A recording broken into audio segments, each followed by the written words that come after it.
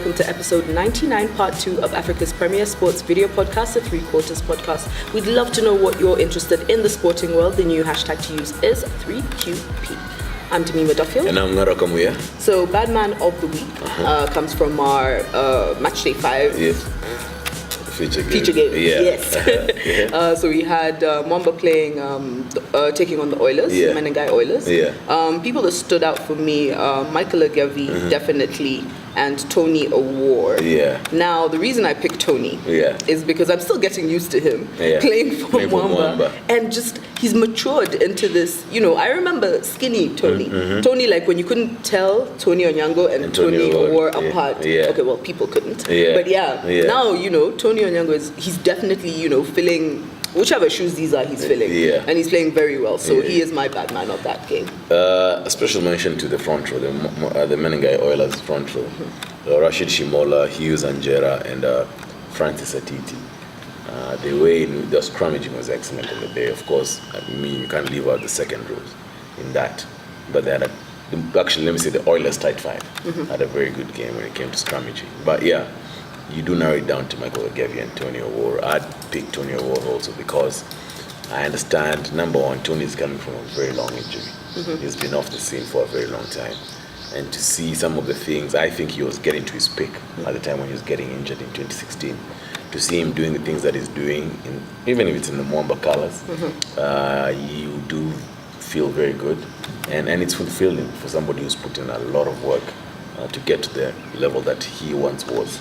I remember watching him during the Kenya Cup final of 2018, and he was doing some drills together with Mike Shamia and Philip Omai. And you could see him getting back, and this is somebody who really desires to get back into the thick of things. So I'll choose Tony Orr because of the fact that he's coming off a long injury. And then he's slowly getting to where he was before he got injured. So well done to Tony. Good, unanimous decision. Bad man of the week. So now we're going to talk about the Kenya Rugby Union and their partnership with Bamba Sports, and basically what we have seen and what we maybe like to see going forward. So 35 million a year. And this sort of trickles down to any to the clubs when it comes to any competitions under the Kenya Rugby Union. They've also got their 30-minute show, which highlights what happened over the weekend and things around KRU. They've also got little player profiles that they put up every now and then, which I think is really good. Things I'd like to see. That's an interesting one because they're doing quite a bit. Hats off to them. But maybe something that's sort of involvement on a personal level, like in terms of with the clubs, because this is all coming from the union. But apart from interviews, we don't really see much else. I don't know if you can think of anything specific that you would want to see.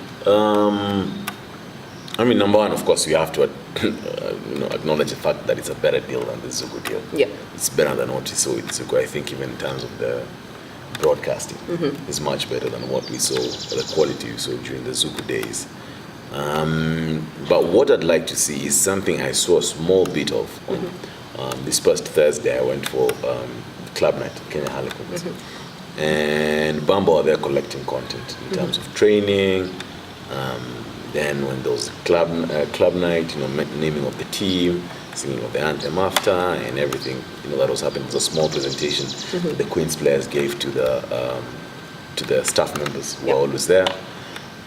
So I felt very good because you and I, Damima, know that one of the things we've tried to do a lot at the Three Quarters podcast is show people what happens outside the lines or in the rugby fraternity. And if Bamba can be able to collect such content and push it on their platform, then it would be good for Kenya Rugby. Because look, there's a game, but I think what attracts people the most is we want to see what's happening outside the game. Within the game, outside the game. I don't know if it makes sense. Outside the four lines, but still within the rugby fraternity. So I think that's where Bamba should be focusing on. You think about what Western media does with when they buy rights to televise a particular sport, whether it's the NBA, whether it's football. They actually go out of their way to show what happens outside the game, within the game, outside the game. I hope people understand. So I really I really hope that Bamba can focus on that. I mean, we'll continue focusing on that, but you only hope that they can, jump onto the bandwagon so that you can show guys what happens outside, the field itself. Yeah. I mean, rugby is a culture, and that culture means that it's not just the game you play on the pitch. It's not even just on the sidelines. It's what happens before, because obviously there's a lot of work that's put in. There's things like pep talks from coaches, things like that, and that would be really good for people to identify with. I mean, even maybe old players who've flown out. I'm imagining the nostalgia they'd get just watching things like that. That's true. That's true. So now we move on to the shorter version of the game, and Shujaa, Kenya Sevens team, getting new contracts, and I don't think they're very happy about it. I mean, okay, so if we just look at the amounts, just the numbers. So a senior player before was getting 170,000 a month, and that has been slashed down to 45. I mean, it's not even halfway. It's like 3 times down. And if you were a newly capped player, you were getting 60, and now you're getting 25. And while maybe I'm trying to look at it from maybe where the union was coming from, and maybe they're thinking, okay, we need something that's sustainable, so we don't get to a point where we don't have money, and we've got to spend on this and this and this, and I understand that. But when you're slashing it down to amounts that I'd rather get a job in Kenya and work.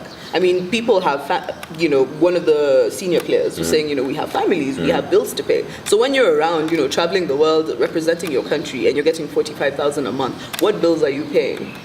Or what standard of living do we want to, And I know the excuse, and let me tell you, this is a crappy excuse. I get tired of it. Month in, week in. I get tired of it. And of course, the excuse that the union is coming up with is that they don't have a sponsor, title sponsor. That's crap. I was going to use another word, but that's crap. Look, we have preached on a day-to-day basis about the need for this union to start looking at this thing as a business.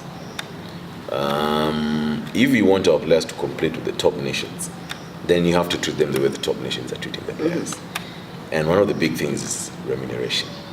Now, I don't buy that excuse of there not being a sponsor for you not to be able to pay your players. We know, I mean, Damima, you and I know, and the whole rugby community knows that money has been misappropriated in that union in the last 2 years. And you ask yourself, are these people really big? Of course we know they're not. I don't even want to ask yourself. They're not looking at it as a business, because you should be able to have enough in your reserves to cater for such times. Because it's always going to be a seesaw. So when you sit down and tell me it's because of sponsors, or we have to cut down salaries to 45,000 shillings, hell no, doesn't make sense. It doesn't make sense at all. So it's unfortunate, and me, I'm with the Shujaa guys.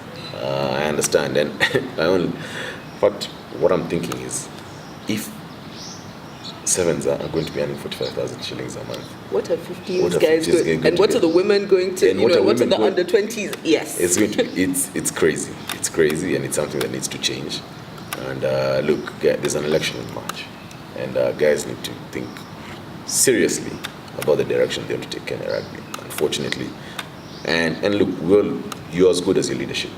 Because this thing starts at club.